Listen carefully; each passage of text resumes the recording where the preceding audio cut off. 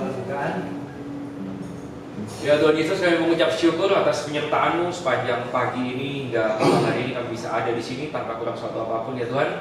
Kami datang dengan rendah hati untuk memohon ampun di hadapan-Mu jika masih banyak dari pikiran kami, tutur kata kami, maupun perilaku kami yang masih jauh dari kata berkenan di hadapan-Mu. Kami mohon ampun di hadapan-Mu dan ajar kami pun untuk bisa mengampuni orang yang bersalah kepada kami.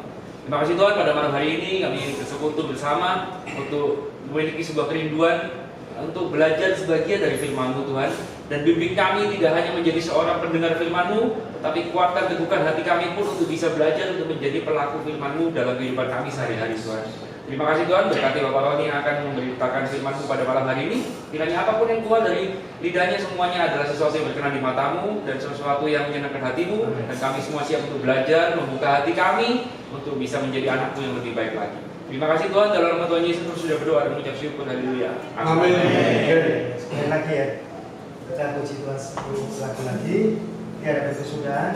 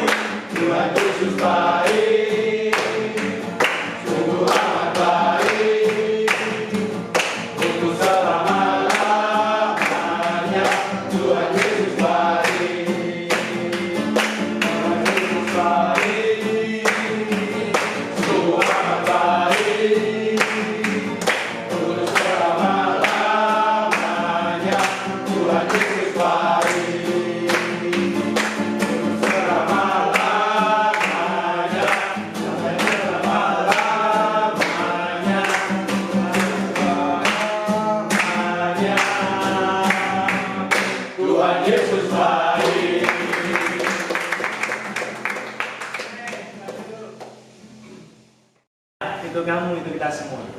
Itu moto daripada Full Gospel, orang-orang terbahagia di dunia. Jadi FGP MNI adalah suatu persekutuan para pengusaha, para profesional, para pria yang sudah dimenangkan oleh Tuhan Yesus Kristus. Full Gospel, Injil sepenuhnya. Businessman, pria-pria yang mempunyai kegiatan ekonomi, kegiatan usaha yang bisa menghasilkan. Jadi businessman. Fellowship seperti pada malam hari ini kita kumpul-kumpul. Ini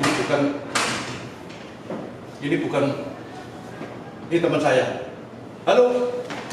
Ini saya undang teman saya. Oh iya. Baru dari proyek ya.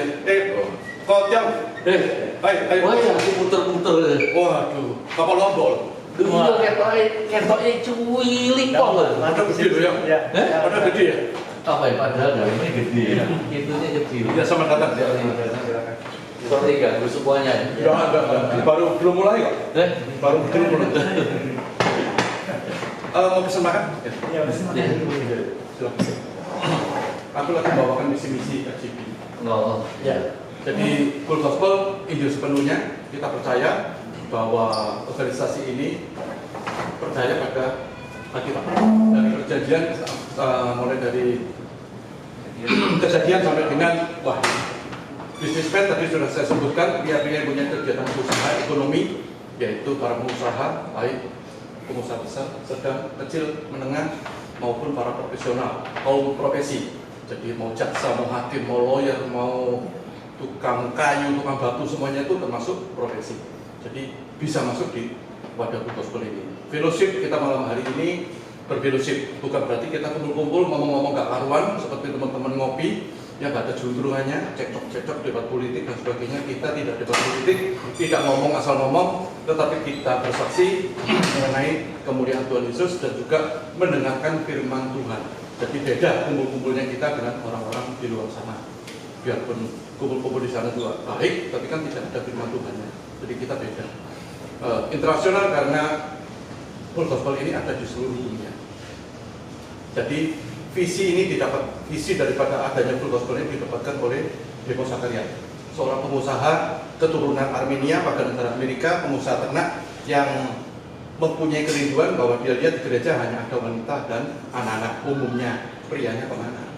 Dan dia berinisiatif untuk mengajak pria-pria ini, ayo memuliakan Tuhan Yesus dengan cara yang berbeda. Jadi dia sama pengusaha mengajak teman-teman bisnisnya untuk berkumpul di suatu restoran di hotel. Yang nantinya akan dibenarkan pria-pria itu kalau belum mengenal Kristus diajak masuk gereja, dibaptis dan sebagainya. Tetapi waktu berjalan 1 tahun, Demos kecewa karena yang diajak itu ya tidak banyak yang datang. Dan begitu saja akhirnya putus asa lah Demos Zakaria. Seperti saya dulu baru masuk di Full Gospel juga saya sering putus asa. Yang diajak banyak, ditelepon bilang iya tapi nggak datang. Kan gitu ya. Kalau secara kedagingan saya waktu itu masih baru mula-mula pelayanan agak kecewa. Kok sekarang udah kebal ya? Sudah biasa. Mentalnya udah beda. Nah akhirnya Demos memutuskan untuk tak buyarkan saja Full Gospel. Tapi istrinya itu terus seorang yang taat untuk berdoa kepada Tuhan, mau ke Demos. Kamu jangan main bubar-bubarin aja organisasi ini. Kita tanya Tuhan lah malam ini. Maka mereka berdoa, terus main piano. Demos sujud, seolah-olah rohnya diangkat ke sana. Dan diperlihatkan kepada dia 5 benua, jutaan manusia atau ribuan atau ribu atau jutaan, tidak disebutkan wajah-wajah pria, pucat, letih, lesu, tidak berpengharapan, putus asa yang kelihatan. Tidak lama roh dari Demos Zakaria itu mendengar suara dalam roh. Sebentar ini Demos akan saksikan. Maka 5 benua diputar, wajah para pria yang tadi letih, lesu, pucat, tidak berpengharapan, putus asa itu berubah menjadi wajah yang bersukacita, berseri-seri dan tangan ke atas memuliakan Tuhan. Maka Demos yakin bahwa ini bukan dari manusia, bukan dari dia, bukan ambisi pribadi, tapi memang ada kehendak Tuhan untuk ini diteruskan. Maka sejak itu Demos makin rajin. Tahun 52 sampai hari ini Full Gospel sudah di seluruh dunia. Banyak puluhan ribu atau ratusan ribu pria yang sudah dimenangkan. Kenapa para pria? Karena para pria itu dianggap kalau kereta api itu lokomotif. Kalau lokomotif itu jalan di rel yang benar, gerbong-gerbongnya akan benar. Ikut di rel yang benar. Siapa gerbongnya? Anaknya, istrinya, temannya, anak buahnya, pegawainya, koleganya. Maka di Full Gospel ini teman mengajak teman.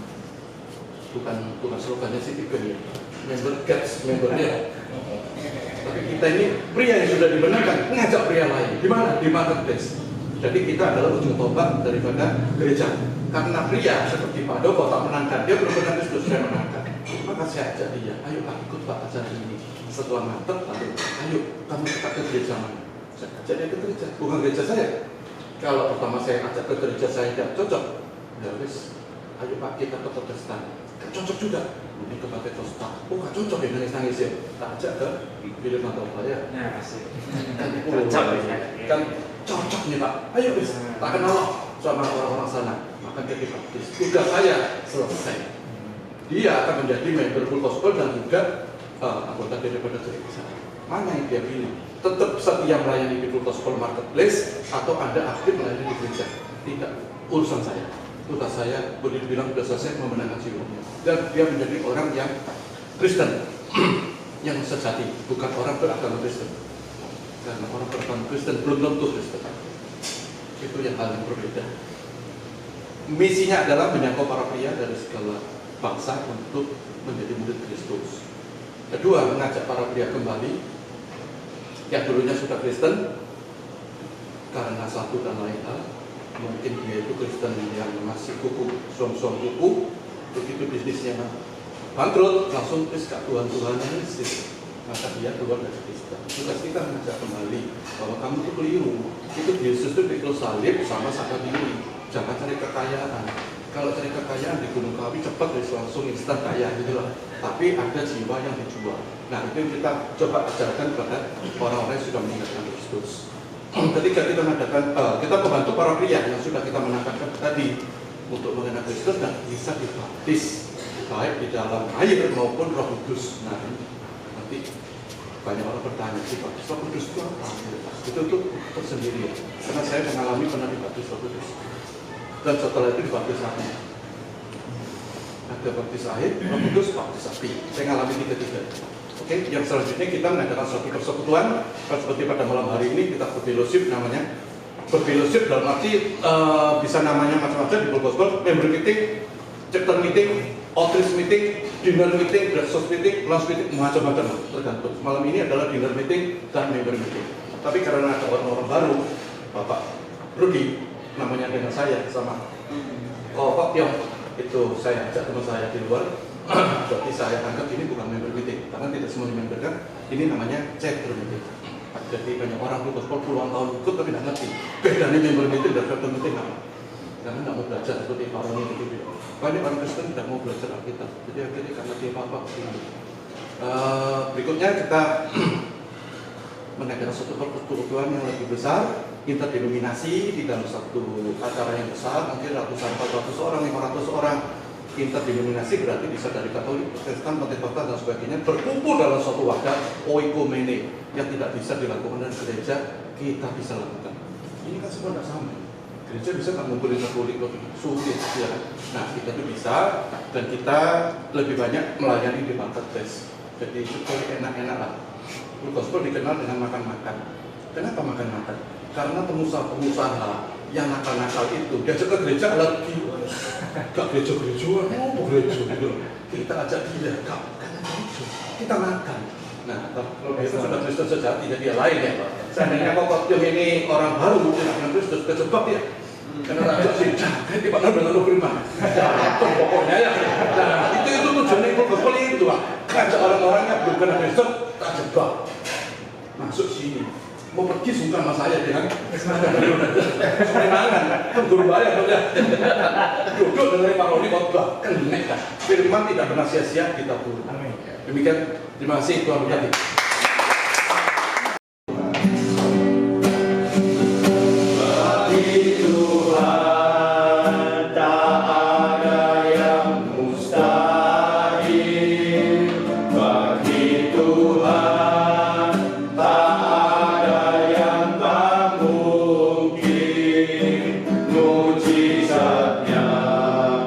Disediakan bagiku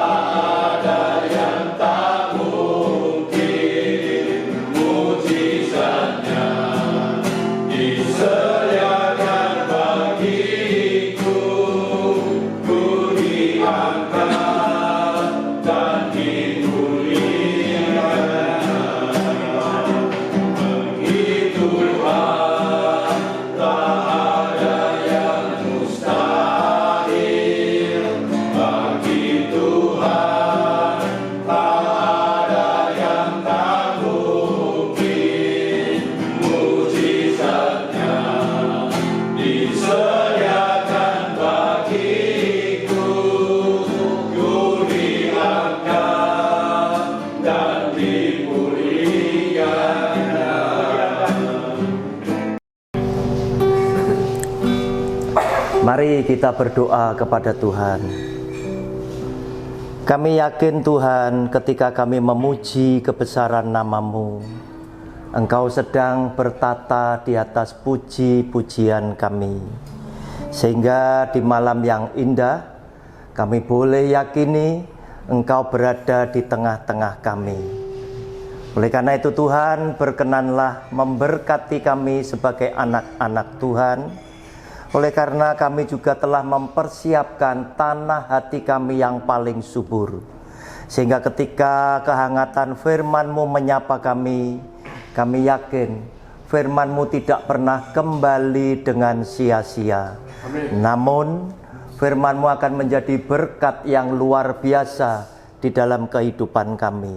Oleh karena itu Tuhan, berbicaralah kepada kami telah siap mendengar sabda firman Tuhan. Di dalam nama Tuhan Yesus, kami percaya dan sudah berdoa. Haleluya, amin. Selamat malam saudara-saudara yang saya kasih di dalam nama Tuhan. Hari ini saya memberikan satu judul tema yang mungkin banyak membuat bapak-bapak di tempat ini itu jadi penasaran, ya. Mengapa? Karena dalam tanda kutip hampir banyak semua pembicara itu selalu bilang di dalam khotbahnya, lakukanlah semua firman Tuhan di dalam hidupmu sehari-hari.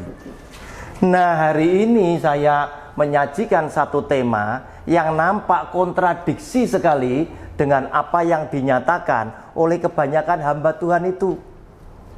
Saya memberikan judul renungan malam hari ini dengan tidak semua firman Tuhan harus kita lakukan.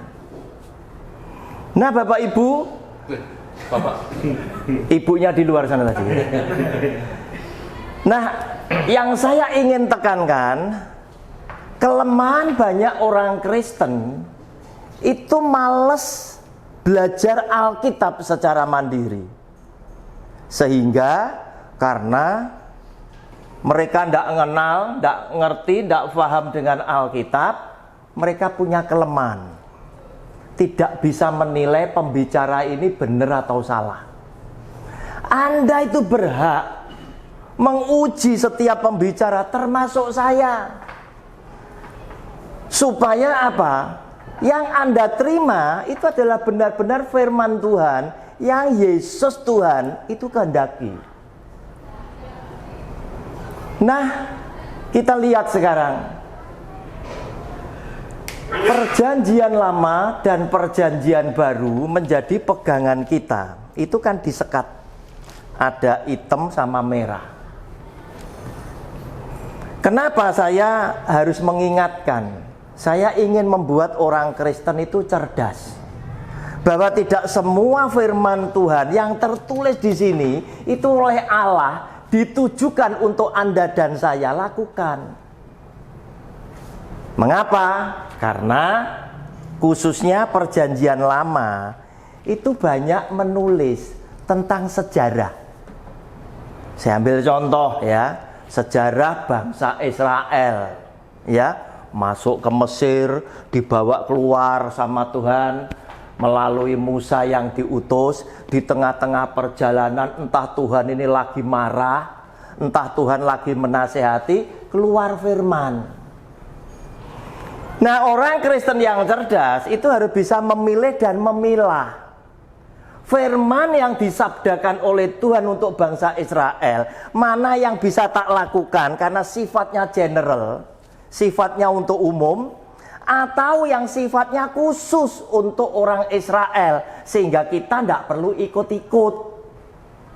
Itu di perjanjian lama.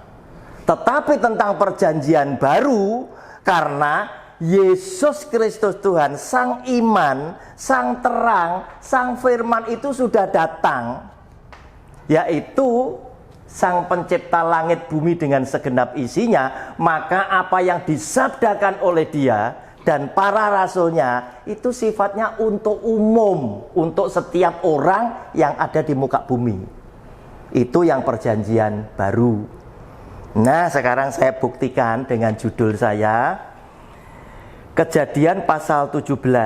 Saya seneng kalau bapak-bapak ini ngundang saya bawa catatan, ya, supaya nanti pulang dari tempat ini, apa yang saya sampaikan itu bisa Anda renungkan kembali, kemudian bisa menilai, wah, sing diomongne Pak Roni bener ya.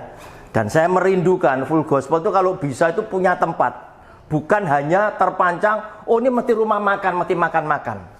Di rumah jemaat pun bisa makan-makan, sing bawa karek sopo kan begitu, ya. Tetapi kalau kita punya tempat yang mapan, punya base camp yang mapan, bisa dipasang enfokus gitu loh.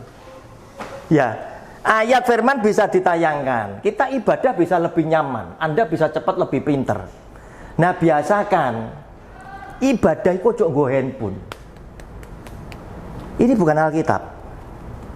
Nah, kalau ini Alkitab, saksi bisa disumpah gini, Pak. Ya, saya sumpah demi nama Samsung ini, gitu. Iya, betul ya. Hanya karena ini ada aplikasinya Alkitab. Iya. Nah, kalau iman Anda tumbuh, pasti Alkitabmu itu mbok oret-oret. Mesti mbok oret-oret. Pasti mbok oret-oret. Tapi kalau Anda itu hanya cuma, ya wes, Anda buka pakai handphone, jamin pulang dari sini Anda lupa kabeh kok. Nah, Bapak-bapak, Yesus Tuhan kita ini juga disunat.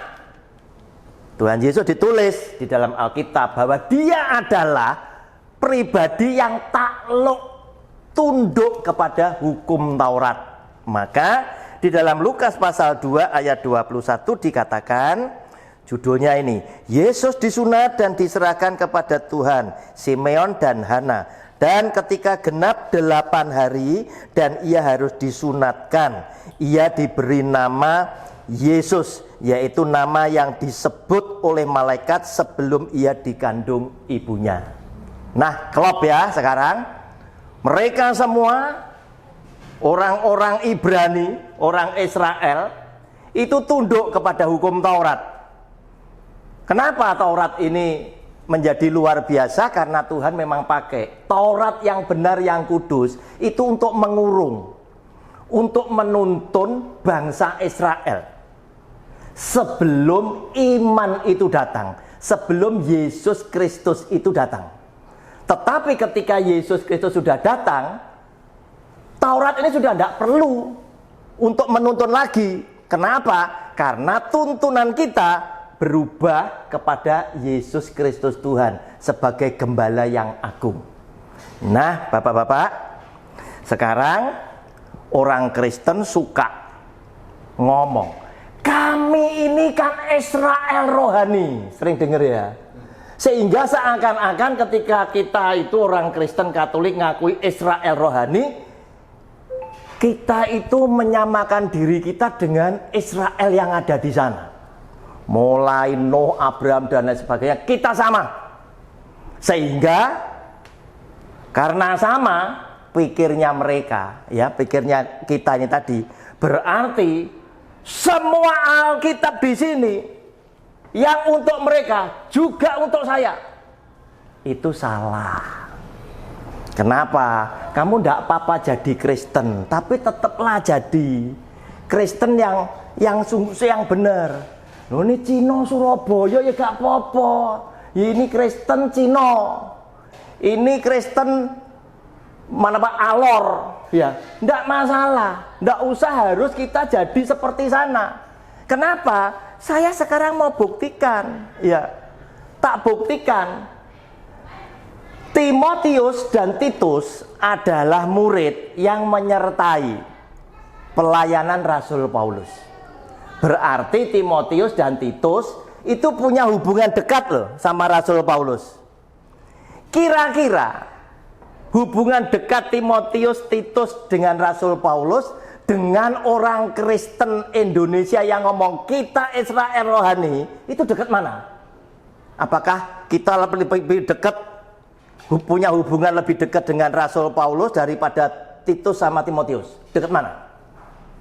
Jelas dekat Timotius sama Titus. Iya. Karena apa? Mereka memang ikut melayani, barengi, menyertai Rasul Paulus. Nah, kembali bicara tentang sunat, ya. Kita lihat Kisah Rasul pasal 16 ayat 1 sampai 3. Kisah Rasul pasal 16 ayat 1 sampai 3. Timotius turut serta dengan Paulus, judulnya itu. Paulus datang juga ke Derbe dan ke Listra. Di situ ada seorang murid bernama Timotius. Ibunya adalah seorang Yahudi dan telah menjadi percaya, sedangkan ayahnya seorang Yunani. Sistem zaman dulu bangsa-bangsa itu model seperti Cina dan Batak, patriarkal, ya. Jadi harusnya ikut bapaknya. Timotius itu wong Yunani, begitu ya. Sehingga Timotius itu waktu itu tidak sunat. Ayat kedua, Timotius ini dikenal baik oleh saudara-saudara di Listra dan di Ikonium, dan Paulus mau supaya dia menyertainya dalam perjalanan. Paulus menyuruh menyunatkan dia karena orang-orang Yahudi di daerah itu, sebab setiap orang tahu bahwa bapaknya adalah orang Yunani. Asalnya ndak sunat karena apa? Papanya Yunani, berarti melok Yunani mestinya. Tetapi Rasul Paulus tidak mau ambil resiko, ya. Ini karena ikut melayani aku, nanti ketemu ambil orang Yahudi. Mereka tahu Timotius ini mamanya orang Yahudi. Daripada ribut belakangan, Paulus ngambil kebijaksanaan. Timotius disuruh sunat. Ya, Timotius disuruh sunat. Kemudian kita lihat sekarang Galatia pasal 2 ayat 1 sampai 3. Ada orang namanya Titus. Judulnya Paulus diakui oleh para rasul. Kemudian setelah lewat 14 tahun aku pergi pula ke Yerusalem dengan Barnabas, dan Titus pun kubawa juga. Aku pergi berdasarkan suatu penyataan, dan kepada mereka kubentangkan Injil yang kuberitakan di antara bangsa-bangsa bukan Yahudi. Dalam percakapan tersendiri kepada mereka yang terpandang, supaya jangan dengan percuma aku berusaha atau telah berusaha. Tetapi kendati pun Titus yang bersama-sama dengan aku adalah seorang Yunani, namun ia tidak dipaksa untuk menyunatkan dirinya. Kenapa? Karena ini papai mamai orang Yunani. Sehingga apa?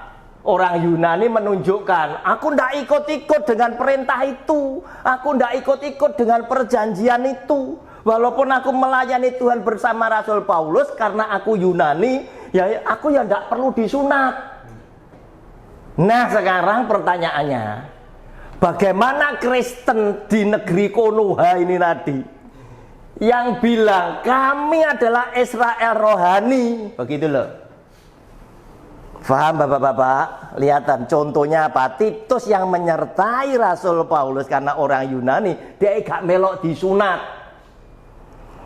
Nah, di Indonesia ini banyak orang yang sunat. Itu bukan sunat seperti Abraham, bukan hari ke-8. Kamu sunat masih cari jadwal, kapan ya liburan panjang? Betul. SD naik SMP, SMP naik SMA, atau sunat ketika mau nikah. Itu sunat kesehatan, bukan berarti kamu adalah umat pilihan Allah. Kalau umat pilihan Allah, karena perjanjian Abraham dengan Tuhan itu kekal turun-temurun, pasti hari ke-8. Ya, sehingga menjawab ya, tidak semua firman Tuhan yang tertulis itu untuk kita lakukan, karena oleh Tuhan belum tentu ditujukan untuk kita. Gimana dengan 10 perintah Allah? 10 perintah Allah yang ngomong adalah Allah langsung. Dalam 2 loh batu ditulis dengan jari Allah sendiri. Diberikan Musa. Dan isinya adalah hukum moral. Maka ini bersifat general, bersifat umum. Dan oleh Yesus Kristus Tuhan kita, ini pun diadopsi oleh Dia menjadi hukum kasih karunia. Perintah 1-4 adalah yang vertikal. Kasihlah Tuhan Allahmu dengan segenap hatimu, dengan segenap jiwamu, dan dengan segenap akal budimu. 5-10, kasihlah sesamamu manusia seperti dirimu sendiri. Di mana ayatnya? Matius 22, 36-40 ya. Silakan dicatat aja. Matius 22 ayat 36-40. Sehingga kita nanti akan melihat konsistensi Tuhannya Allah Abraham, Ishak dan Yakub itu ternyata itu sama dengan Yesus Kristus Tuhan kita. Lewat perjanjian sunat inilah akhirnya Tuhan menyatakan diri. Karena ini perjanjian turun-temurun Abraham dan turun-temurun kekal. Tuhan kalau ketemu dengan Musa atau yang lain, dia selalu memperkenalkan diri. Akulah Allahnya Abraham, Ishak dan Yakub. Ya kenapa? Karena perjanjian sunat ini tadi. Nah kita adalah orang yang dapat anugerah, begitu loh. Dari semua Allah yang ada di dunia yang jumlahnya banyak, walaupun sang pencipta itu Esa, ya itu Esa. Tapi saya yakini Allah ini banyak. Allah ini banyak. Kenapa? Kalau Anda baca di dalam Alkitab, Tuhan bilang jangan ada Allah lain. Nah, ya berarti lebih dari satu. Kenapa? Penulisannya pakai A huruf kecil, ya. Allah lain, ya. Berarti Allah ini banyak. Allah bangsa-bangsa itu belum tentu sama dengan Allahnya orang Kristen. Kalau Allahnya orang Kristen adalah Allahnya Abraham, Ishak dan Yakub, yang nanti dinyatakan dirinya dalam kitab Wahyu, aku adalah Alfa dan Omega. Itu Allahnya Abraham, Ishak dan Yakub. Nah, Bapak-bapak, kemudian kita ngelihat sekarang, setelah kita tahu bahwa ternyata tidak semuanya untuk kita. Taurat kembali, orang yang melakukan Taurat itu taatnya setengah mati. Kenapa? Karena ketentuan hukum Taurat yang jumlahnya 613 itu harus total dilakukan secara sempurna. Dari 10 perintah Allah ini tadi, yang cuma 10, karena Israel takut jangan sampai berbuat dosa kepada Tuhan, ini ditaati, berkembang jadi 613.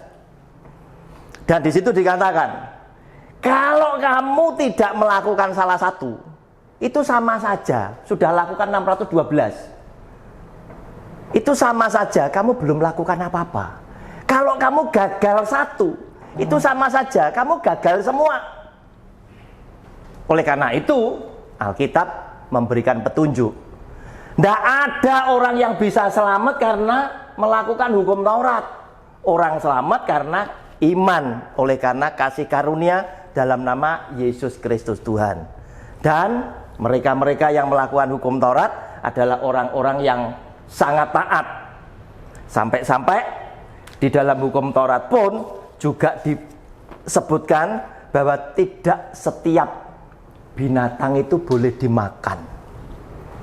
Ada binatang haram, binatang yang tidak haram.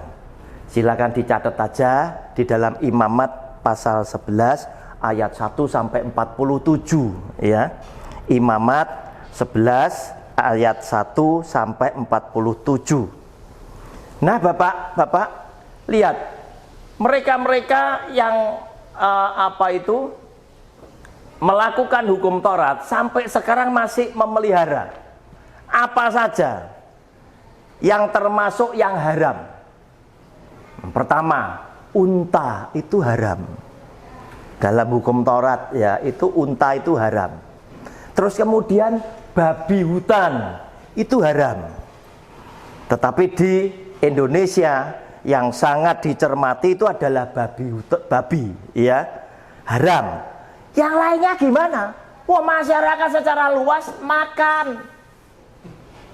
Lele itu haram, belut itu haram, kepiting haram, udang haram, kodok haram, kelinci haram. Mereka enak-enak makan.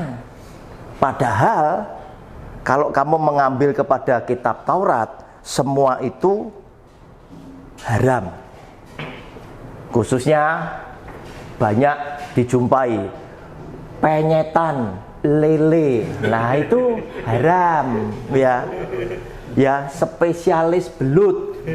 Haram. Kenapa? Dia hidup di dalam air, tidak bersisik dan tidak bersirip. Tidak ada sisiknya. Ular haram, tetapi dulu pernah populer, dipotong diambil darahnya untuk obat macam-macam, ya tak? Haram itu tadi. Nah, bapak-bapak, hati-hati.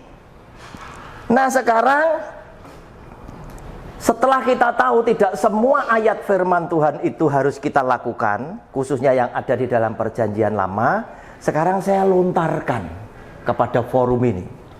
Nanti kalau ada yang masih penasaran, boleh diajukan pertanyaan, ya, seputar yang saya terangkan.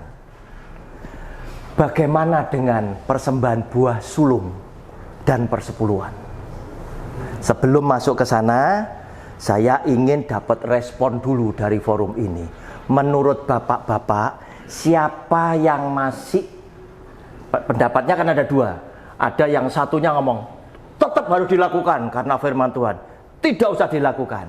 Siapa yang tetap dilakukan, siapa yang tidak? Alasannya apa? Ayo. Saya dulu ngomong. Ya, silakan. Ya. Iya. Jadi gini, kalau di perjanjian lama kan kita disuruh memberikan 10%, 10% Ya. dari apa yang kita hasilkan. Ya. Hasil entah itu hasil ladang maupun hasil dalam bentuk uang. Iya. Oke, tapi di perjanjian baru saya ada membaca, saya lupa ayatnya di mana ya. Tapi disebutkan bahwa berbahagialah orang yang memberi dengan sukacita. Jadi patokan saya di perjanjian baru itu adalah memberi dengan sukacita. Itu berarti tidak ada aturan baku berapa persen yang harus kita kasihkan. Jadi kalau seandainya mungkin ada orang yang dia bersukacita 30%, silakan. Selama dia memberi itu dengan hati yang tanpa beban. Memang dia ingin berbagian dalam memperbesar kerajaan Allah. Tapi kalau misalnya kita memberi dengan hati yang aduh, emang tidak saja nih 10% ini ya lah. Emang cepat tiawan. Ya kan gitu kan. Mungkin kalau kita bersungut-sungut, nah, maka itu akan menjadi sesuatu yang menurut saya konotasinya negatif. Iya. Jadi, menurut saya itu. Jadi bukan patokannya angkanya harus fix 10%. Tetapi ya berapapun angkanya yang kita bisa memberikannya dengan hati yang sukacita. Pertanyaan saya sederhana aja. Buah sulung sama persepuluhan ini kan tidak bisa dipisah. Sebelum kamu mempersembahkan persepuluhan harus melewati buah sulung dulu. Ya, harus buah sulung dulu. Mbok lakukan baru lakukan persepuluhan. Pertanyaan saya sederhana. Ya, tidak usah muter-muter. Enaknya dilakukan apa enggak? Gitu aja. Ya, tetap dilakukan atau tidak? Tidak. Tidak. Alasannya apa? Tidak. Kan kita mati tidak. Wah, pendetanya kan ngamuk. Wah, Pak Rudi ngerusak omset saya ini. Ya lah. Ya. Menurut saya tidak. Nah, tidak. Alasannya apa? Kita kan mesti tunjukkan ayatnya, kan gitu. Ada yang tetap lakukan? Tidak, itu soalnya kan kita ini kan orang Indonesia. Kita bukan suku Lewi.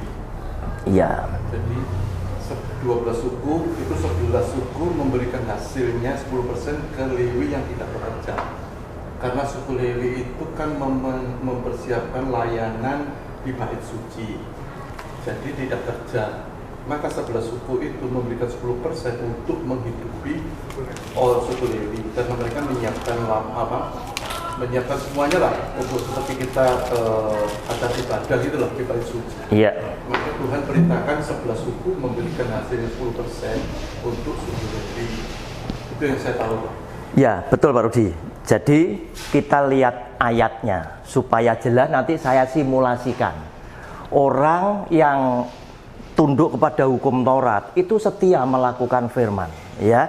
Nanti kita seakan-akan jadi orang yang tunduk dengan hukum Taurat, pelaku hukum Taurat yang juga kita simulasikan. Buka Ulangan pasal 26, ya. Ayat 1 sampai 11 itu judulnya mempersembahkan hasil pertama. Itu buah sulung. Ya. Ayat 12 dan selanjutnya itu persembahan persepuluhan. Ini gandeng, ya.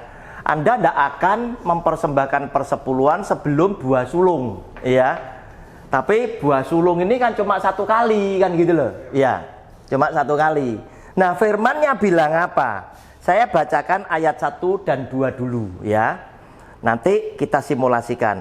Apabila engkau telah masuk ke negeri yang diberikan Tuhan Allahmu kepadamu menjadi milik pusakamu, dan engkau telah mendudukinya dan diam di sana, maka haruslah engkau membawa hasil pertama dari bumi yang telah kau kumpulkan dari tanahmu yang diberikan kepadamu oleh Tuhan Allahmu, dan haruslah engkau menaruhnya dalam bakul.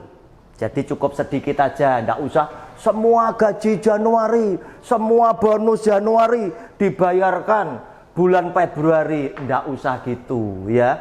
Tuhan ini adalah Allah yang kaya, yang ingin nunjukkan aku tidak butuh duit kalian, begitu loh, ya. Jadi tanah yang begitu luas, ambilin sing bagus-bagus taruh di bakul, bawaan di bakul, gitu. Tidak usah banyak-banyak, ya, tapi yang terbaik. Kemudian pergi ke tempat yang akan dipilih Tuhan Allahmu untuk membuat namanya diam di sana. Nah, ayat 1 dan 2, Tuhan ini bicara sama siapa sih? Kepada Israel yang dijanjikan Kanaan. Dan Tuhan bilang, kalau kamu sudah masuk Kanaan, negeri yang tak janjikan, dan Kanaan sudah mbok diami, dan jadi milik pusakamu, wes jadi punyamu, kamu aman di situ. Dan Kanaan mengeluarkan hasil. Jadi yang menyangkut buah sulung dan persepuluhan itu satu, terkait dengan orang Israel, terkait dengan negeri Kanaan, ya. Kemudian terkait lagi dengan hasil bumi tanah Kanaan, dan kemudian ini mengeluarkan hasil. Dan persepuluhan maupun buah sulung tidak pernah terkait dengan uang, walaupun pada waktu itu uang itu ada. Buktinya apa? Yusuf itu dibeli oleh orang Ismail, ya. Ada perbudakan, mesti ada ijol-ijolan, ada nilai. Zaman dulu perbudakan, berarti ada nilai. Uang ada zaman itu, tetapi ini tidak bicara uang, bicara tentang hasil bumi, hasil negeri Kanaan, ya, yang kita harus persembahkan kepada Tuhan dan ditaruh di dalam bakul. 3 dan 4. Dan sesampainya kepada imam yang ada pada waktu itu, haruslah engkau berkata kepadanya, aku memberitahukan pada hari ini kepada Tuhan Allahmu bahwa aku telah masuk ke negeri yang dijanjikan Tuhan dengan sumpah kepada nenek moyang kita untuk memberikannya kepada kita. Sudah masuk ke Kanaan. 4. Maka imam harus menerima bakul itu dari tanganmu, diterima, dan meletakkan bakul ini di depan mezbah Allah, dipersembahkan kepada Allah. Nah, ayat 5, ya, ayat 5. Kemudian engkau harus menyatakan di hadapan Tuhan Allahmu demikian. Si pemberi persembahan tadi harus mengucapkan kesaksian dalam rangka dia bersyukur, sama seperti visi dan misi demo Sakarian tadi. Supaya apa? Kamu ingat adanya ini karena ada visi dan misi tadi. Nah, Pak Rudi tadi terus ngomong di sini. Bapakku dahulu seorang Aram. Cocok enggak? Lek Pak Rudi sih ngomong, cocok enggak? Kita ini ngomong, bapakku dulu seorang Aram. Loh, kamu Cino selompretan, iya dah. Kamu Cino bongkaran. kamu Cino Citraland, ya, kamu orang dari Alor, kamu orang dari Batak yang tinggal di Surabaya. Nah ini, ya. Kemudian engkau harus menyatakan di hadapan Tuhan Allahmu demikian, bapakku dahulu seorang Aram, seorang pengembara. Ia pergi ke Mesir dengan sedikit orang saja dan tinggal di sana sebagai orang asing. Tetapi di sana ia menjadi suatu bangsa yang besar, kuat dan banyak jumlahnya. Ketika orang Mesir menganiaya dan menindas kami dan menyuruh kami melakukan pekerjaan yang berat, maka kami berseru kepada Tuhan Allah nenek moyang kami. Lalu Tuhan mendengar suara kami dan melihat kesengsaraan dan kesukaran kami dan penindasan terhadap kami. Lalu Tuhan membawa kami keluar dari Mesir dengan tangan yang kuat dan lengan yang teracung, dengan kedahsyatan yang besar dan dengan tanda-tanda serta mujizat-mujizat. Ia membawa kami ke tempat ini dan memberikan kepada kami negeri ini, suatu negeri yang berlimpah-limpah susu dan madunya. Oleh sebab itu, di sini aku membawa hasil pertama dari bumi yang telah kau berikan kepadaku, ya Tuhan. Kemudian engkau harus meletakkannya di hadapan Tuhan Allahmu. Engkau harus sujud di hadapan Tuhan Allahmu, dan haruslah engkau orang Lewi dan orang asing yang ada di tengah-tengahmu bersukaria karena segala yang baik yang diberikan Tuhan Allahmu kepadamu dan kepada seisi rumahnya. Berarti perintah tentang persembahan buah sulung dan persepuluhan itu hanya khusus ditujukan oleh Allah kepada 12 suku, yaitu Abraham dan keturunannya. Abraham, Ishak dan Yakub dan keturunannya, turun temurun. Tidak pernah bicara soal duit, tetapi murni hasil tanah. Karena apa? Tuhan fokuskan, ya, Tuhan fokuskan persembahan ini untuk urusan perut, untuk urusan hidup. Nah, begitu tidak ada persepuluhan, seringkali pendeta dan jemaat yang mendukungnya selalu bilang, wah, kalau tidak ada persepuluhan, pendeta makan apa, kan begitu, ya. Nah, kalau pendeta masih bingung dengan makan apa, berarti orang ini harusnya tidak jadi pendeta, begitu loh. Ya, kenapa? Karena firman Tuhan jelas bilang, asal ada makanan dan minuman cukuplah. Tuhan juga bilang ketika dia dicobai oleh iblis setan di padang gurun, ubah batu jadi roti.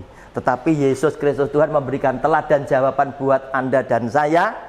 Manusia hidup bukan karena roti saja, tetapi manusia hidup oleh karena firman yang keluar dari mulut Allah. Dan ketika dia bilang, orang mulai khawatir apa yang dimakan, diminum, dipakai, Yesus Tuhan bilang apa? Di dalam Matius 6:32, dia bilang apa? Jika kamu masih mencari ini, itu sama dengan bangsa yang tidak mengenal aku. Kalau kamu percaya aku sang pencipta, cenglinya kamu umat ciptaan pasti tak pelihara. Sehingga yang jasmani harusnya buat orang Kristen sudah bukan jadi pikiran kita.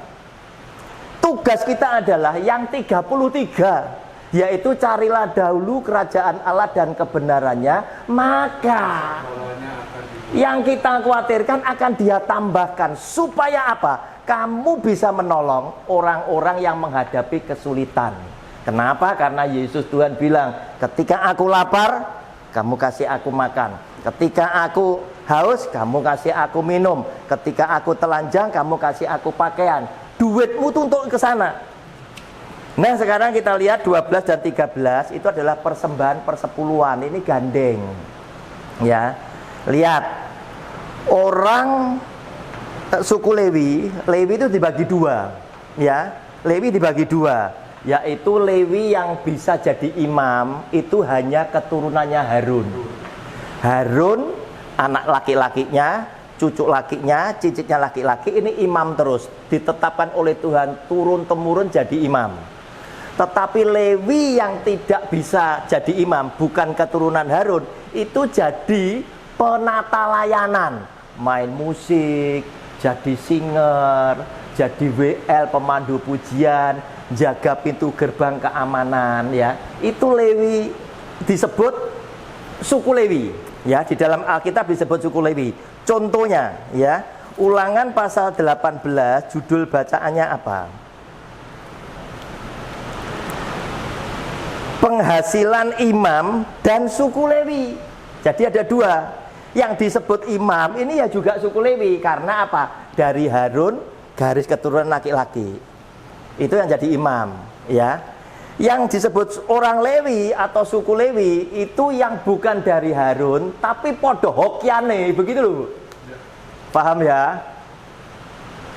Podo suku Lewinya tapi bukan dari Harun. Satu lagi tak tunjukkan. Bilangan 18. Bilangan 18 judulnya apa? Kewajiban dan penghasilan imam dan orang Lewi. Jadi Lewi dibagi dua, yang bisa jadi imam dan yang penata layanan. Yang diberi oleh Tuhan persepuluhan bangsa Israel bukan yang imam, adalah yang penata layanan, cepek persen PN. Ya, ini ya 100% ambilan. Terus Harun dapat apa? Harun mewakili nama Tuhan, ditempatkan di tempat yang terhormat. Harun tidak usah mengumpulkan persepuluhan, suku Lewi yang jalan. Persembahan yang terkumpul dari penata layanan dipersembahkan kepada Tuhan 10%. Siapa yang terima? Sing terima Harun. Begitu loh. Nah, kita baca dulu ayat 12 dan 13 dari Ulangan 26. Apabila dalam tahun yang ketiga, tahun persembahan persepuluhan, engkau sudah selesai mengambil segala persembahan persepuluhan dari hasil tanahmu, maka haruslah engkau memberikannya kepada orang-orang Lewi, orang asing, anak yatim, dan kepada janda. Dibagikan kepada 4 pihak, 4 pribadi. Lewi ini bukan orang yang keduniawian.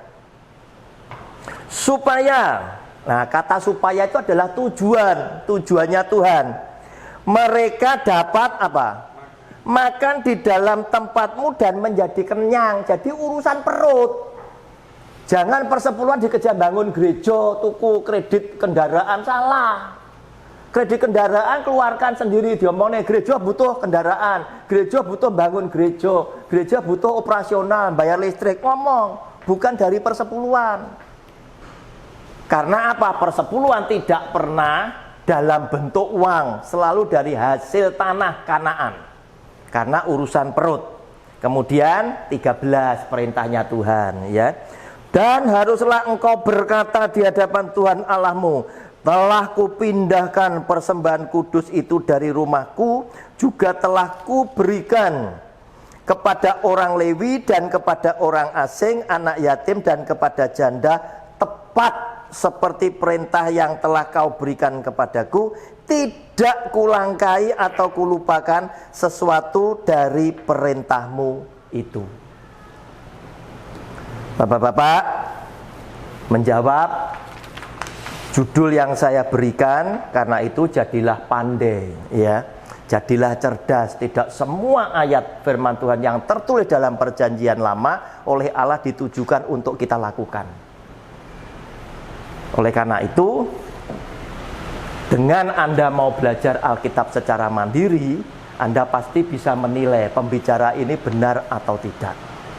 Sampai di sini, siapa yang masih mau bertanya seputar topik yang kita bahas, saya persilahkan.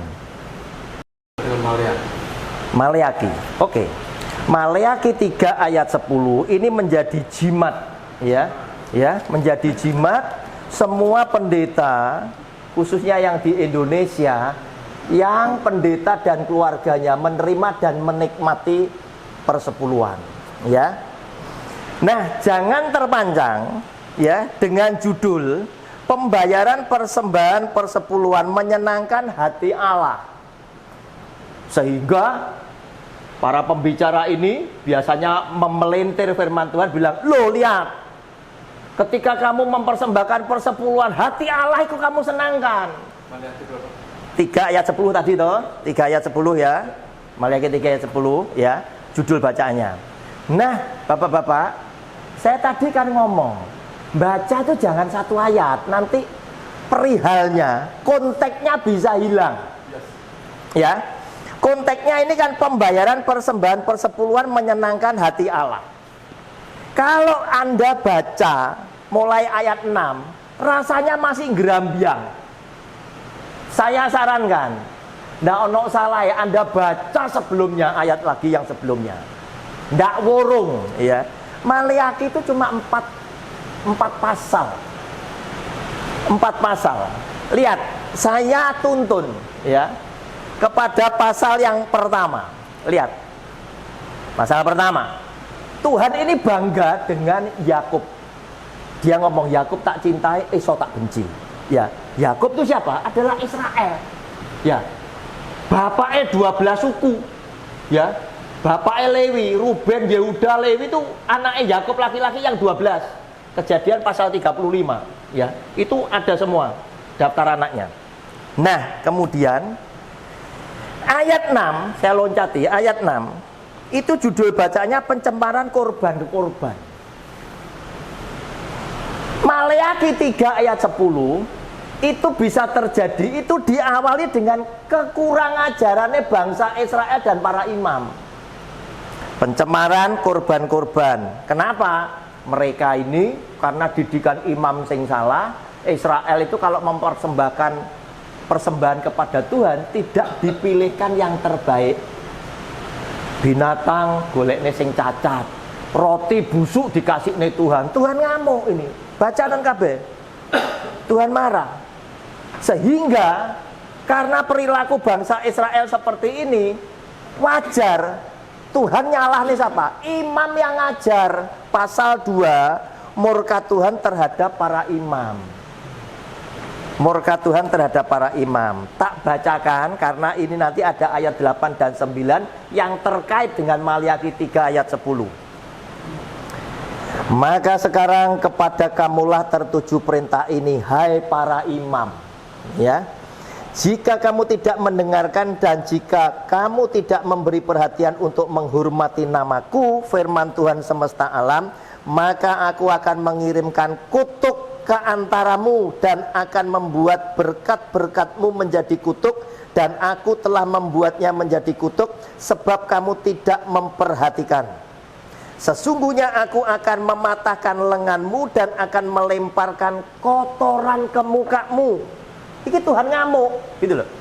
Dengan imam, gara-gara apa? Imam tidak ngajar Israel, Israel kelakuannya tidak menyenangkan hati Tuhan. Yakni kotoran korban dari hari-hari rayamu, dan orang akan menyeret kamu ke kotoran itu. Maka kamu akan sadar bahwa aku kirimkan perintah ini kepadamu, supaya perjanjianku dengan Lewi tetap dipegang, firman Tuhan semesta alam. Tuhan berjanji apa dengan Lewi? Nah, kalau Anda bawa Alkitab bisa diselipkan Bilangan 18:21, janjinya ini. Bilangan 18 ayat 21.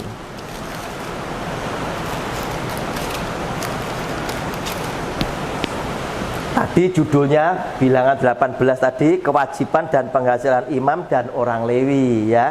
Ayat 21, mengenai Bani Lewi, sesungguhnya aku berikan kepada mereka segala persembahan persepuluhan di antara orang Israel sebagai milik pusakanya untuk membalas pekerjaan yang dilakukan mereka, pekerjaan pada kemah pertemuan. Karena orang Lewi jadi asistennya Imam Harun dan anak-anaknya. Ada di mana? Bacaan Bilangan pasal 3, mulai pertama sampai habis. Nah, perjanjiannya itu ini. Kamu tak kasih persepuluhan, semua segala persepuluhan milik orang Israel jadi milikmu. Pada saat ini Tuhan marah, persepuluhan ini macet. Persepuluhan ini macet. Makanya Tuhan ngomong, maka kamu akan sadar bahwa aku kirimkan perintah ini kepadamu supaya perjanjianku dengan Lewi tetap dipegang. Sudah tidak dipegang waktu itu. Israel tidak bayar. Gitu loh ceritanya itu. 5. Perjanjianku dengan dia pada satu pihak ialah kehidupan dan sejahtera. Soal selamat, soal ketaatan, ya, soal kecukupan. Dan itu kuberikan kepadanya, pada pihak lain ketakutan, dan ia takut kepadaku dan gentar terhadap namaku. Pengajaran yang benar ada dalam mulutnya, dan kecurangan tidak terdapat pada bibirnya. Dalam damai sejahtera dan kejujuran ia mengikuti aku, dan banyak orang dibuatnya berbalik daripada kesalahan. Sebab bibir seorang imam memelihara pengetahuan, dan orang mencari pengajaran dari mulutnya, sebab dialah utusan Tuhan semesta alam. Harusnya imam itu yang model seperti ini, yang mengajarkan kebenaran. Ayat 8 dan 9, perhatikan. Tetapi kamu ini menyimpang dari jalan kamu, membuat banyak orang tergelincir dengan pengajaranmu. Imam dimarahi, tetapi kamu ini telah membuat banyak orang menyimpang dan tergelincir. Kamu merusakkan perjanjian dengan Lewi, firman Tuhan semesta alam. Perjanjian persepuluhan tadi macet. Maka aku pun akan membuat kamu hina dan rendah bagi seluruh umat ini. Oleh karena kamu tidak mengikuti jalan yang kutunjukkan, tetapi memandang bulu dalam pengajaranmu. Nah, Bapak, ayat ketiga, pasal ketiga kita loncat, ya. Tuhan akhirnya mengutus utusannya. Ayat 1, lihat aku menyuruh utusanku supaya ia mempersiapkan jalan di hadapanku. Dengan mendadak Tuhan yang kamu cari itu akan masuk ke baitnya. Malaikat perjanjian yang kamu kehendaki itu sesungguhnya ia datang, firman Tuhan semesta alam. Siapakah yang dapat tahan akan hari kedatangannya, dan siapakah yang dapat tetap berdiri apabila ia menampakkan diri? Sebab ia seperti api tukang pemurni logam, dan seperti sabun tukang penatu. Ia akan duduk seperti orang yang memurnikan dan mentahirkan perak, dan ia mentahirkan orang Lewi. Orang Lewi mau disucikan, menyucikan mereka seperti emas dan seperti perak, supaya mereka menjadi orang yang mempersembahkan kurban yang benar kepada Tuhan. Jadi yang terbaik yang diberikan Tuhan, dan apa yang diperintahkan oleh Tuhan, yaitu persepuluhan, itu dibayar lagi. Ayat 4, lihat. Maka persembahan Yehuda dan Yerusalem akan menyenangkan hati Tuhan seperti pada hari-hari dahulu. Hari-hari dahulu kala, dan seperti tahun-tahun yang sudah-sudah, yang dulu mbok bayar, yang dulu mbok lakukan, tapi sekarang macet. Aku akan mendekati kamu untuk menghakimi, dan akan segera menjadi saksi terhadap tukang-tukang sihir, orang-orang berzina, dan orang-orang yang bersumpah dusta, dan terhadap orang-orang yang menindas orang upahan, janda dan anak yatim, dan yang mendesak ke samping orang asing dengan tidak takut kepadaku, firman Tuhan semesta alam.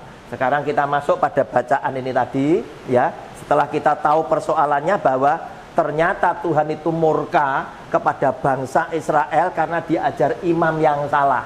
Tuhan murka kepada bangsa Israel juga para imamnya. Lihat sekarang ayat 6. Bahwasanya aku Tuhan tidak berubah. Ini sama dengan pasal yang pertama. Ayat pertama kan, bahwa aku mengasihi Yakub, aku membenci Esau. Tuhan meyakinkan bahwasanya aku Tuhan tidak berubah, dan kamu Bani Yakub tidak akan lenyap. Kenapa? Karena aku sayang sama Israel. Tetap konsisten cintanya Tuhan kepada Yakub dan Israel. Sejak zaman nenek moyangmu kamu telah menyimpang dari ketetapanku dan tidak memeliharanya. Kembalilah kepadaku. Dia kepengen Israel itu balik, bertobat dari kenakalan mereka. Maka aku akan kembali kepadamu, firman Tuhan semesta alam. Tetapi kamu berkata, dengan cara bagaimanakah kami harus kembali? Bolehkah manusia menipu Allah? Namun kamu menipu aku. Tetapi kamu berkata, dengan cara bagaimanakah kami menipu engkau? Mengenai persembahan persepuluhan dan persembahan khusus. Ternyata apa? Tuhan ngomong, lu kamu nipu aku soal persembahan persepuluhan dan persembahan khusus, gak mbok bayar itu. Padahal dulu-dulu, tahun-tahun lalu yang sudah-sudah itu mbok bayar. Dengan ndak mbok bayar, perjanjianku ini jadi ndak terlaksana. Karena aku mau pelihara suku Lewi lewat persepuluhan ini jadi macet. Tuhan ndak mungkin mau firman-Nya itu tidak terlaksana. Nah, ini macet. Makanya itu ayat 9. Kamu telah kena kutuk. Jadi Maleakhi pasal 3 ayat 10 itu adalah ayat untuk bangsa yang terkutuk. Ya, bukan untuk persepuluhan, keliru. Itu untuk bangsa yang terkutuk gara-gara nakal nih tadi. Kamu telah kena kutuk, tetapi kamu masih menipu aku, ya kamu seluruh bangsa. Bawalah seluruh persembahan persepuluhan itu ke dalam rumah perbendaharaan supaya ada persediaan makanan di rumahku. Loh, lihat, supaya itu tujuan, ya. Supaya apa? Supaya ada persediaan makanan di rumahku dan ujilah aku. Tuhan itu ingin menunjukkan kepada Israel, kalau kamu balik mbek papa, papa itu tetap sayang mbek kamu. Kalau tidak percaya, cobalah. Itu loh maunya. Jangan kamu tetap berdosa, kamu balik ambek papa. Lek kamu dekat ambek papa, papa juga dekat ambek kamu. Buktikan. Supaya ada persediaan makanan di rumahku dan ujilah aku firman Tuhan semesta alam, apakah aku tidak membukakan bagimu tingkap-tingkap langit dan mencurahkan berkat kepadamu sampai berkelimpahan. Nah, Tuhan kepingin membuktikan kalau kamu balik menjadi orang yang bertobat. Lihat, aku pasti akan mengasihi kamu dan memberkati kamu berkelimpahan. Nah, kata berkelimpahan ini tadi, kalau Anda tidak belajar Alkitab, Anda akan dibawa oleh pembicara yang melintir firman Tuhan. Maka kamu akan diberkati berlimpah-limpah anak cucumu, gajimu akan dinaikkan, pangkatmu akan dinaikkan, bonusmu akan dinaikkan. Bukan itu. Tetapi karena jemaat tidak tahu, wah yo, jabatanku dinaikkan, kamu akan mendapat promosi, kamu akan mendapat bonus dan lain sebagainya. Nah, berkat ini apa? Nah, yang sifatnya general itu adalah di dalam Ulangan 28. Nah, Bapak-bapak lihatan Ulangan 28 judulnya adalah berkat. Itu ayat 1 sampai 14. Ayat 15 dan seterusnya itu kutuk, kebalikannya. Ya, berkat. Nah, ini general. Kenapa? Karena firman Tuhan bersabda begini, jika engkau baik-baik mendengarkan suara Tuhan Allahmu dan melakukan dengan setia segala perintahnya yang kusampaikan kepadamu pada hari ini, maka Tuhan Allahmu akan mengangkat engkau di atas segala bangsa di bumi. Segala berkat ini akan datang kepadamu dan menjadi bagianmu jika engkau mendengarkan suara Tuhan Allahmu. Nah, mendengarkan suara Tuhan Allahmu itu sama dengan apa? Tuhan itu suka anak yang dingwa, mendengar, ngerti, dan melakukan. Nah, berkat yang tadi dicurahkan itu ada pada ayat 12. Tak bacakan. Tuhan akan membuka bagimu perbendaharaannya yang melimpah-limpah, yakni langit, untuk memberikan hujan. Gitu loh. Kenapa? Kalau tidak ada hujan, bumi ini tidak mengeluarkan hasil. Elia pernah berdoa, Tuhan jangan kasih hujan, dan hujan berhenti 3 tahun 6 bulan. Setelah Elia berdoa lagi, hujan turunlah dan tanah tadi menjadi mengeluarkan hasil. Nah, di sini Tuhan membuka pintu langit. Berkat itu tadi itu hujan. Begitu loh. Tapi kalau Anda tidak ngerti tentang Alkitab, Anda akan dibawa oleh pembicara yang tidak bertanggung jawab ini, maka jabatanmu akan diberi promosi oleh Allah, tepuk tangan, ya toh jemaat, ya toh? Ya. Maka bonusmu akan ditingkatkan, kamu akan mendapat insentif, kamu akan dijauhkan dari kecelakaan dan lain sebagainya. Saenake dia ngomong, padahal firman Tuhan tidak pernah berjanji. Ya, sudah Pak Rudi. Oke, ada yang lain?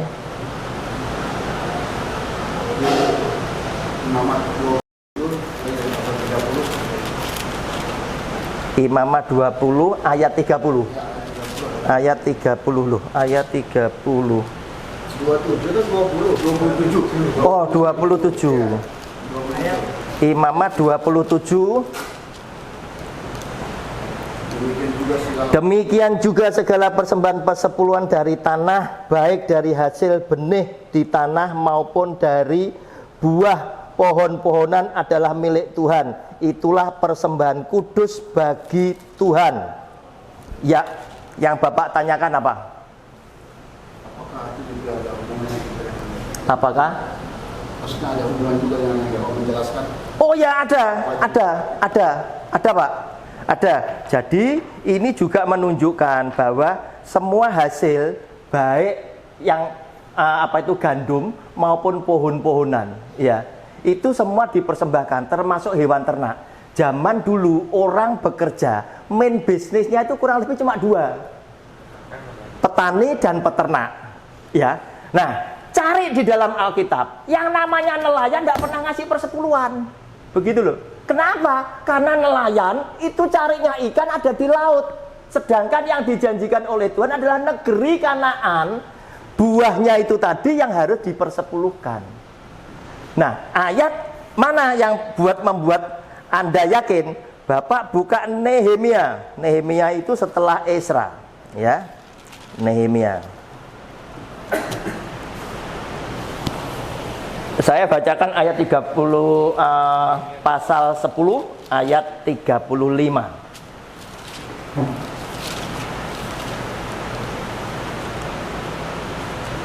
Ya. Ayat 35. Lagi pula setiap tahun kami akan membawa ke rumah Tuhan hasil yang pertama dari tanah kami dan buah sulung segala pohon, ya. Ini tidak pernah dibicarakan loh Mbak Pendeta zaman sekarang. Cuma Maliaki 3 ayat 10 loh, ya. Ya, tapi kalau Anda belajar Mbak saya, iso jadi 60 sampai 70 video. Ya, di ngone ini toh, ya, lihat. Pun kami akan membawa ke rumah Allah kami, yakni kepada para imam ya, yang menyelenggarakan kebaktian di rumah Allah kami, anak-anak sulung kami dan anak-anak sulung ternak kami, seperti tertulis dalam kitab Taurat. Juga anak-anak sulung lembu kami dan kambing domba kami, dan tepung jelai kami yang mula-mula dan persembahan-persembahan khusus kami. Dan buah segala pohon dan anggur dan minyak akan kami bawa kepada para imam ke bilik-bilik rumah Allah kami. Bilik-bilik itu sama dengan rumah perbendaraan. Apa atau itu? Godang, gitu loh. Tempat nyimpen. Lek orang punya rumah, tanya spene mana gitu tadi. Itu godang. Kenapa? Karena nyimpen bahan-bahan ini butuh ruangan yang luas. Dan kepada orang-orang Lewi, perhatikan, akan kami bawa persembahan apa? Persepuluhan, karena Lewi yang dikasih, bukan imam. Imam itu yang khusus, persembahan khusus, yaitu buah sulung, itu imam, ya. Dari tanah kami, karena orang-orang Lewi inilah yang memungut persembahan-persembahan persepuluhan di segala kota pertanian kami. Ayat 38, perhatikan. Seorang imam ya, pendeta, anak Harun, ditegaskan anak Harun, akan menyertai orang-orang Lewi itu. Bila mereka, orang Lewi, memungut persembahan persepuluhan, dan orang-orang Lewi itu akan membawa persembahan persepuluhan daripada persembahan persepuluhan itu ke rumah Allah kami, ke bilik-bilik rumah perbendaraan. Pak Rudi ini orang Lewi, saya imam. Ini orang Israel, ditarik, dapat cepek tiong, gitu. Pak Rudi setor kepada Tuhan, mempersembahkan Tuhan 10% dari cepek tiong, 10 juta kepada imam. Nah, praktek yang sekarang gimana? Ayo, oleh pendeta diciak kabeh. Nah, ya, padahal dia kalau ngerti tentang Alkitab, dia tidak bisa bersaksi. Dia kan penerima apa itu? buah sulung kan. Jemaat yang memberikan buah sulung harus bersaksi apa? Dahulu bapakku adalah orang Aram. Tuhan ketawa, Petrus ketawa. Siapa sih ngomong orang Aram? Gitu loh. Ya, kamu Cino bongkaran, Cino kapasan, mana orang Aram? Kan gitu loh. Ya, tidak cocok begitu loh. Ya, ada yang lain Pak? Ya, silakan. Nah, ini buat penasaran. Ya, ya silakan Pak. Maksudnya gini, apakah boleh kita sekarang ini mengaku sebagai keturunan Abraham? Kita yang muslim ini, Iya. boleh nggak kita mengaku sebagai orang keturunan Bapak Abraham? Keturunan Abraham. Enggak boleh Pak. Nggak boleh. Enggak boleh. Kita ini ya hanya mendapatkan kasih karunia menyembah kepada Allahnya Abraham, Ishak dan Yakub. Sekarang Bapak lawyer. Bukti keturunan itu apa? Kartu keluarga cukup enggak, Pak? Iya. Nah, kartu keluarganya Bapak ada enggak orang Aram? Iya, kalau kita. Nah, betul ya. Kita enggak bisa. Kita ngomong. Contohnya Titus, orang Yunani. Dia enggak ikut dalam perjanjian sunat tadi. Itu padahal dipimpin oleh siapa, Pak? Bukan Roni loh, Rasul Paulus. Artiannya begini, Pak. Ya. Mulai dari zaman penciptaan. Ya. Ya. Kita ini kalau tidak mengikuti dari sejarah penciptaan ini, Ya. maka itu pertanyaan. Ya. Kita ini dari mana? Betul. Betul. Nah, makanya pertanyaan saya, apakah boleh kita itu klaim sebagai Iya. keturunan Abraham juga? Iya. Itu pertanyaan saya. Enggak bisa, Pak. Enggak bisa. Tetap nggak bisa ya? Enggak bisa, Pak. Enggak bisa. Kalau Anda klaim dari keturunan Abraham, Jika dengan demikian, iya. kita ini keturunan dari mana, Pak? Kita kembali kepada Adam tadi, karena Adam Alkitab kita bilang dia adalah orang yang pertama. Walaupun zaman sekarang mulai diragukan, bener tak Abraham itu pertama? Kenapa? Adam, benarkah Adam itu yang pertama? Ya, kenapa? Karena Alkitab yang ditulis oleh manusia itu banyak kelemahannya. Tetapi kita sebagai orang percaya di dalam segala kelemahan Alkitab ini cukup membawa kita kepada Kristus dan keselamatannya, sehingga kita tetap tidak ragukan bahwa ini adalah kitab suci. Contoh, Kain setelah membunuh Habel, dia kan lari, Pak. Terus dikatakan di dalam Alkitab ini nulis, Kain kawin dengan bangsa lain. Loh, bangsanya siapa? Oh iya, enggak ada orang. Hah? Cuma ada bawahnya. Ya? Cuma ada bawahnya. Pak, mungkin Iya. kita tutup, terus kita lanjut Pak. Boleh. Sebelum ditutup, Pak. Satu lagi, Pak. Ya, silakan. Tutup bisa dilanjut Iya. Pak. Enggak. Kan ada di Alkitab itu Iya. dikatakan keturunan Abraham akan sebanyak bintang di langit. Iya. Pasir. Pasir di laut. Iya. Apakah kita tetap tidak bisa klaim kita bagian daripada itu? Tidak bisa, karena apa? Di dalam Alkitab sudah disebutkan bahwa jumlah kalian, maksudnya Israel, itu sudah seperti yang dinubuatkan. Jumlahmu seperti bintang yang di langit dan pasir yang di laut. Kita tidak bisa, karena apa? Kita memang jujur, ya ini tadi. Artinya kan akan. Iya, Berarti setelah itu dan kedepannya iya, akan. iya. Apakah kita itu? Bukan. Enggak, bukan kita enggak ikut. Kita enggak ikut. Kita enggak ikut. Kita enggak ikut. Kita enggak bisa ikut ke sana. Contoh, kita sementara itu kadang ngotot yo. Kita tuh keturunan Abraham gitu. Loh, pada waktu Israel perang kita enggak berani ke sana kok. Ngerti ya? Nggak boleh masuk, Pak. Iya. Karena takut ngerecoki, kita enggak diakui. Kita enggak diakui. Iya. Nah, itu tadi. Kita kesulitan. Kita bicara ke sana. Kita itu ya maksimalnya itu ya itu tadi. Kita itu adalah orang yang mendapatkan anugerah. Kenapa? Karena kita memilih menyembah Allahnya Abraham, Ishak dan Yakub. Tetapi kalau kita bicara keturunan, itu bicara tentang darah.